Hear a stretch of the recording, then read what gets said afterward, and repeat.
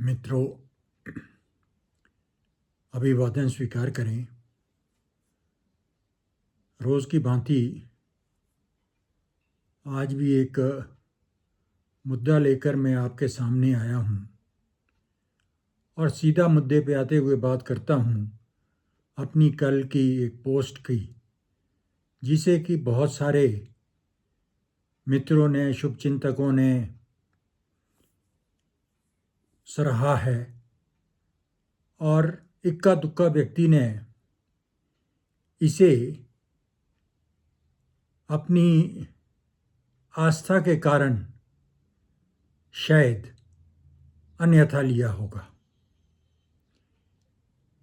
मेरा मतलब उस पोस्ट से है जिसमें बिजली बिलों में सब्सिडी को छोड़ने की जो आजकल ड्रामेबाजी चल रही है, उसके ऊपर मेरा ये कहना था कि जो चीज़ हमने मांगी नहीं,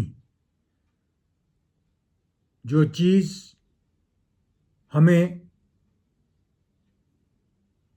एक गारंटी के द्वारा दी गई, उसे हम छोड़ें भी तो क्यों कर, क्योंकि ना हमें उस समय पूछा गया जब वो गारंटियां दी गई, जो गिनने में 10 हैं, और आज सरकार उन 10 गारंटियों को पूरा करने में बेबस है। ये हमें भी ज्ञात है। लेकिन क्यों मेरा कटाक्ष उस चीज़ को लेकर सरकार के मुखिया पर था, ये जानना शायद आप लोगों को आवश्यक होगा। गत चुनावों में जब ये गारंटी 10 गारंटियां अपनी लेकर सारे ये कांग्रेसी जनता के बीच आए थे, उस समय माननीय सुखविंदर सिंह सुक्खू जी, जो वर्तमान में मुख्यमंत्री हैं, वे चुनाव प्रचार समिति के अध्यक्ष थे। लेकिन क्योंकि इनकी महत्वाकांक्षा रही होगी, स्वाभाविक है, बहुत लंबा सफ़र इन्होंने तय किया, तो इन्होंने नहीं सोचा कि ये गारंटियां किस तरह से ज़मीन पे उतारनी है, क्योंकि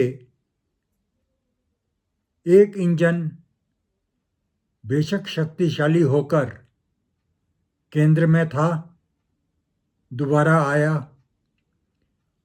और एक इंजन यहाँ हाँप गया, इन गारंटियों से कांप गया, और आज आम जनता के सपनों को काले कंबल के नीचे ढांप गया। क्यों नहीं सोचा? जो भी इन गारंटियों को बनाने के लिए या जो घोषणा पत्र तैयार किया गया था, जिसे चुनावी घोषणा पत्र कहा जा सकता है, गारंटियां दी गई थी, उसे क्या मौलाना करीम की सुगंध में सूंघ कर बनाया गया होगा? ये एक बड़ा प्रश्न चिन्ह है। और मैं इसमें ये नहीं कहता कि हमें प्रदेश की वित्तीय स्थिति के बारे में जानकारी नहीं है, लेकिन पूछना तो अवश्य पड़ेगा कि ऐसी कौन सी मजबूरी रही थी जिसके चलते इस तरह की जमीन से बड़ी दूर, आसमान से बड़ी ऊंची गारंटियां दे दी गई, जबकि सबको ये ज्ञात है कि हिमाचल जैसे छोटे राज्य को चलाना इसके अपने बूते की बात नहीं है। और अगर है भी तो अब, क्योंकि एक प्रथा चल पड़ी है जिसके जनक केजरीवाल जी हैं, उन्होंने ये फ्री बीज बांटने का जो एक सिलसिला शुरू किया और आज वो वही विधि अपनाई हुई है माननीय मोदी जी ने भी, क्योंकि केजरीवाल अन्ना आंदोलन से उपजे हुए एक ऐसे जनप्रतिनिधि हैं जिनको मैं अगर कहूं कि विश्व हिंदू परिषद और आरएसएस का समर्थन प्राप्त था, परोक्ष में ही सही अन्ना हजारे के कंधे थे, प्रत्यक्ष में। लेकिन हमें ये भी याद रखना चाहिए कि जब इन्होंने पार्टी का गठन किया था तो अन्ना हजारे ने थोड़ी नाराज़गी ज़रूर जाहिर की थी, लेकिन उस समय केजरीवाल जी ने कहा था कि राजनीति इतनी गंदी हो चुकी है कि इसके लिए, इसकी सफाई के लिए इसके गटर में उतरना पड़ेगा। तो गटर में वो ऐसा उतरे कि आज गंदगी चारों तरफ फैलती हुई है और इस गंदगी को ही हम लोगों पर उछाला जा रहा था इन 10 जो गारंटियां हैं इनके द्वारा। यानी ये सारे मेरे अनुसार स्लीपर सेल्स बने हुए हैं भाजपा के, मोदी और शाह के। कल तो हद ही हो गई जब अपने शांता कुमार जी पूर्व मुख्यमंत्री भी अपना सर्टिफिकेट दिखा रहे थे कि मैंने भी बिजली की सब्सिडी छोड़ दी है। मैं इन सभी से ये बात वाज़ेह कर देना चाहता हूं कि जिस व्यक्ति ने 4, 5, 6 मीटर लिए होंगे वो उस तरह का दर्जी है जिसने पजामा तो सिल दिया है और उसमें नाड़ा डालने की जगह भी रखी हुई है।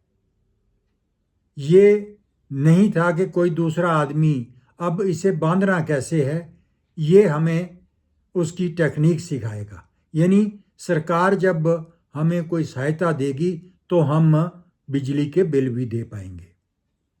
मेरे अपने घर में मेरे नाम से 5 मीटर है। एक मेरा घर का मीटर है, एक मेरे स्टोर का मीटर है जिसमें मशीन लगी हुई और 3 फेज का मीटर है। वो मेरी ग्रेडिंग और पैकिंग मशीन लगी हुई है उसमें। उसके साथ ही एक मेरा बगीचे में कनेक्शन है जो एग्रीकल्चर पर्पजेज़ के लिए है। स्प्रे करनी है, आपका ग्रास कटर चलाना है, आपने कोई दूसरी चीज़ करनी है बगीचे में, पानी उठाना है या कुछ करना है, उसके लिए मैंने अलग से कनेक्शन ले रखा है। 2 कनेक्शन मेरे नेपाली भाइयों के लिए गए हैं। जिस दिन मैंने ये 5 कनेक्शन लिए थे मुझे नहीं था पता कि गारंटियां होंगी, इसलिए मैं कल मेरे एक श्रद्धेय यहाँ सोलन से अरविंद गुप्ता जी हैं, उनका भी थोड़ा सा तल्ख रवैया था और मैंने इनको जवाब भी दिया था। तो आज मेरा साफ कहना है कि हमें मालूम है कि हमने अपने आप को किस तरह से इस रास्ते से निकालना है, उबारना है।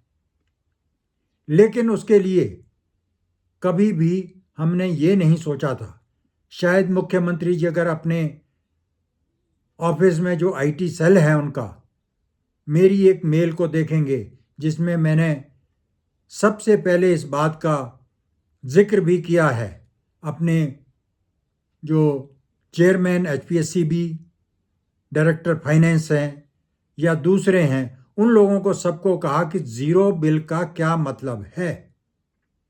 नालायकी है हमारे अफसरों की, नालायकी है हमारे प्रशासनिक अधिकारियों की, जिन्होंने मीटर रेंट, सर्विस चार्जेस भी उसी में ज़ीरो करके बिल देने शुरू कर दिए और विद्युत परिषद को रसातल में पहुंचाने में केवल 300 यूनिट सब्सिडी का एक झुनझुना ही काफ़ी साबित हुआ है। क्या मैं पूछ सकता हूं कि इस चीज़ की नोटिफिकेशन बिजली बोर्ड को सरकार द्वारा दी गई थी? यदि दी गई है तो उसे सार्वजनिक किया जाए कि हम एक 300 यूनिट या 125 यूनिट जो है फ्री बिजली दे रहे हैं। तब तो हम बोलें कि भाई हमारी ये जो सब्सिडी है उसे बंद कर दिया जाए। अन्यथा इसके लिए दोषापति कौन है?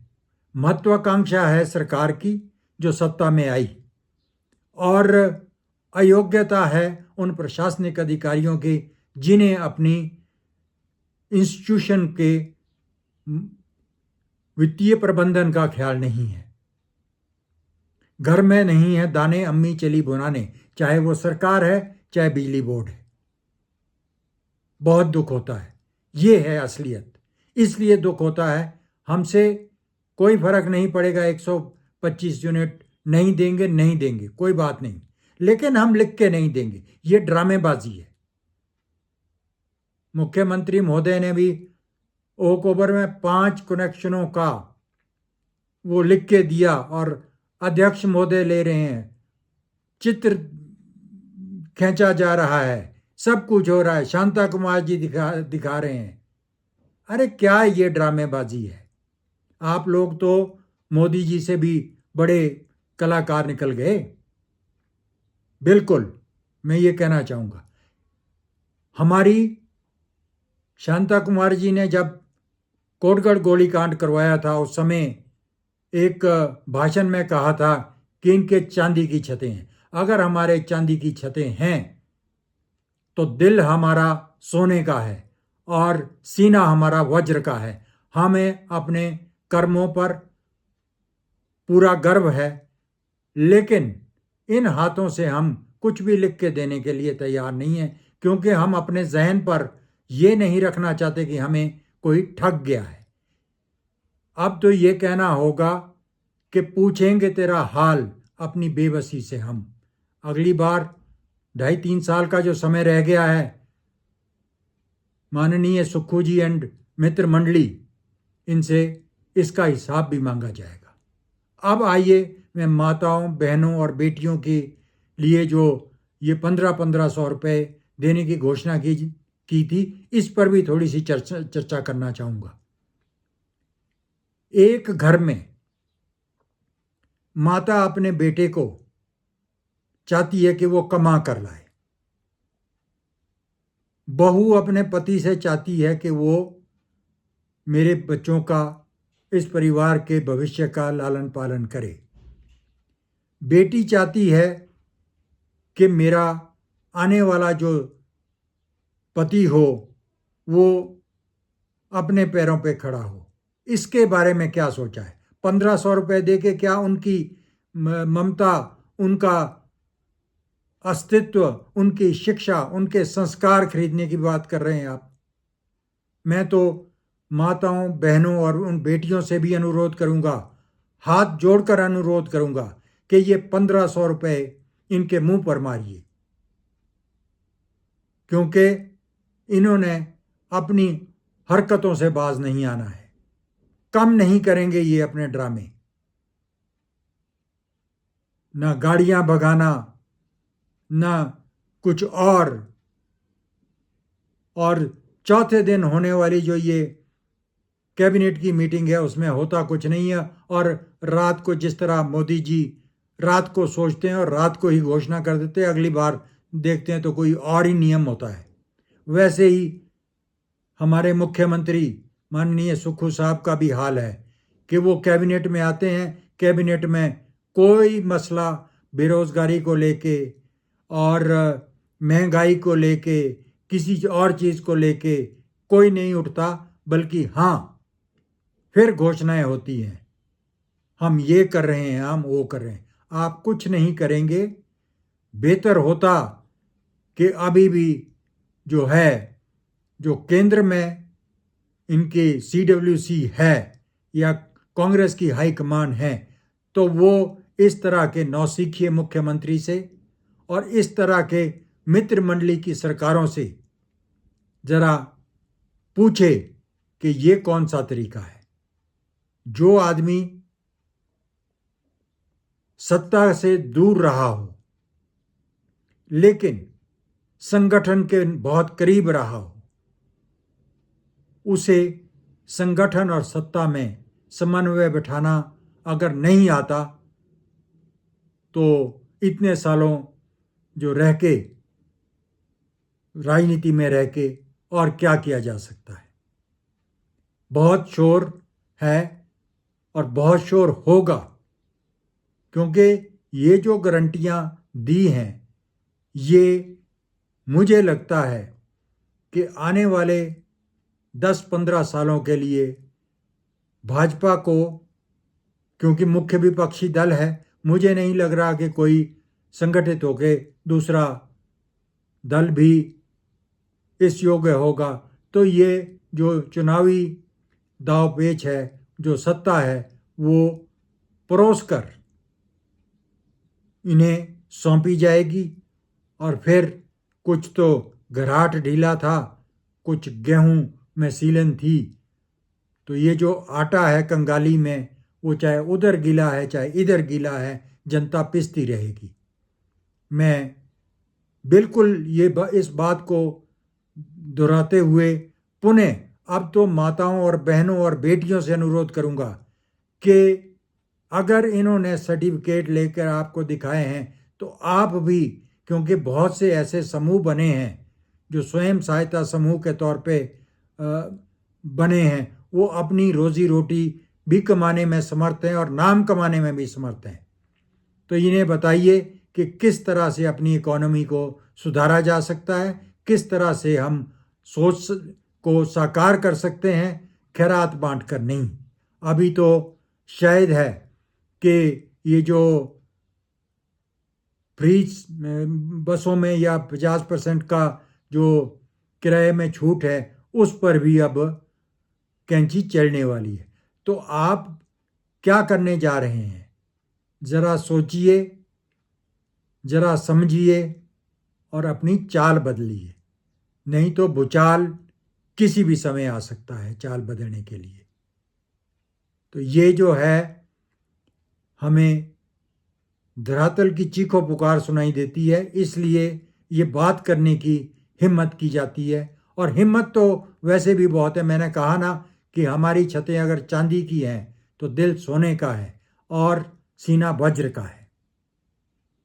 गलतियां हम तब कर लेते हैं जब हम दिमाग किसी के गिरवी रख देते हैं कि ये जी गरीब घर से आया है, ये अमीर घर से है, ये पंडित है, ये ब्राह्मण है, ये राजपूत है, ये फलाना है, ये ढिंका है।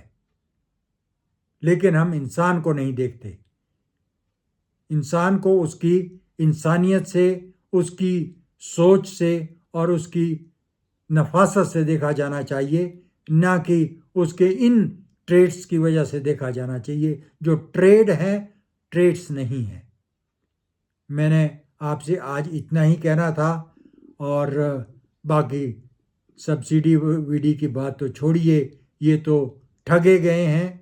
और अभी तो आपका 3 रुपए किलो गोबर भी अब जब 12 रुपए किलो बिकेगा आगे, तो आप बताइए हम कहाँ मक्की उगाते फिरेंगे। ये सारा ड्रामेबाजी है, ये कुछ नहीं है। और जिस दिन आप अपने हिसाब किताब बिठाने बैठेंगे तो उस दिन आपको पता लगेगा कि हम कितनी दूर निकल चुके हैं। धन्यवाद। जय हिमाचल, जय जनता मेरे प्रदेश की।